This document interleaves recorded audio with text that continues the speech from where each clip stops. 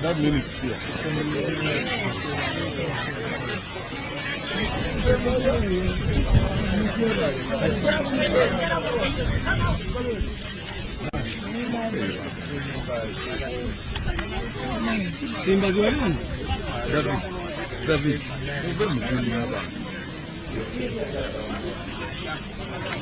All right. Good.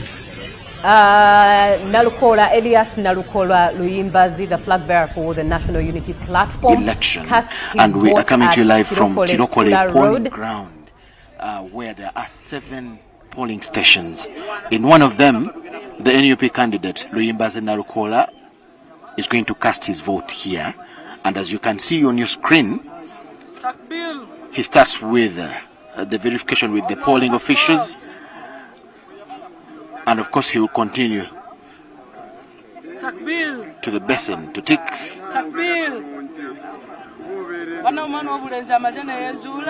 And that's it. We thank you so much for following. We'll keep you posted throughout.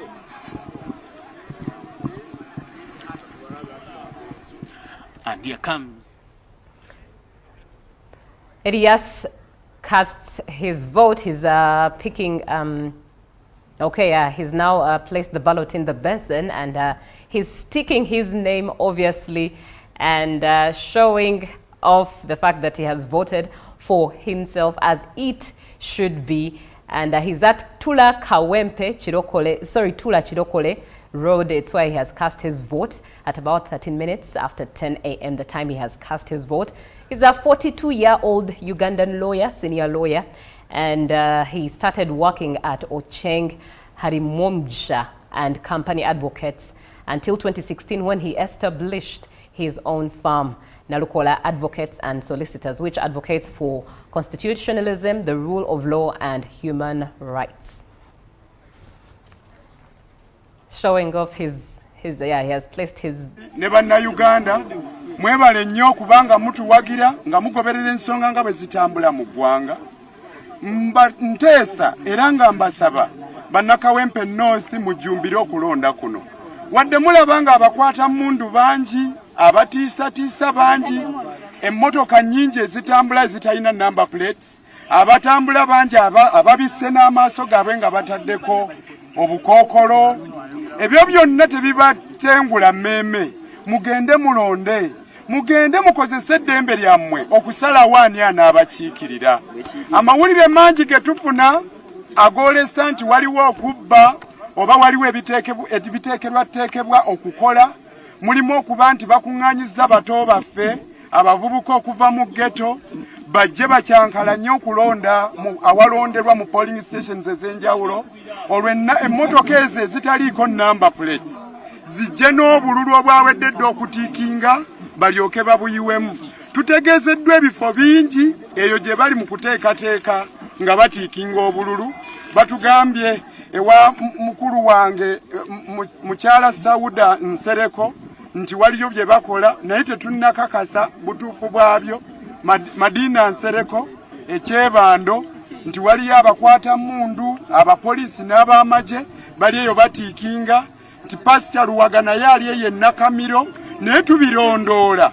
Amawulire gonna ge mutuwa bannange tugatwala nga ga nsonga era tugalondoola. N'ebifo ebyo tugendagendayo tubakyalireko. Tubabuuze bannange kituufu ebiboogerwako bituufu. Mukyala Nsereko ow'ekitiibwa ebikwogerwako bituufu nti oli eno oli mu kugaba ssente nga bw'otiikinga obululu. Mukulu Pastor Luwaga bikwogerwako bituufu, kuba amawulire ago tugafuna naye tetugatwala nga ga kusaaga. Era tuteesa musigale nga mutuwaaki amawulire ago. Naye tubasaba musigale nga muli banywevu, obukulembeze buva eri Katonda.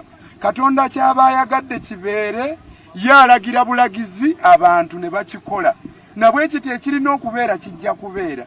Naye tusaba bannaffe be tuvuganya nabo bagumiikirize, anaasinga obuwagizi obungi, anaasinga obululu obungi, tukkirize y'oyo abalangirirwa. Ffe tulowooza kye kisinga obulungi, si bwe guli yenkola eya demokrasi. Today I have already voted. I have voted in my favor, and I encourage all voters in Kawempe North to turn up and vote. Don't be intimidated by the presence of the armed men, numberless motor vehicles. We appreciate the support. We appreciate the information you have offered to us. We have learned from several people that there are wrongdoings going on somewhere, and we are investigating the same. We have received the calls that are at the home of Honorable Nsereko Madina Chebando. They are pre-taking votes. They are distributing money.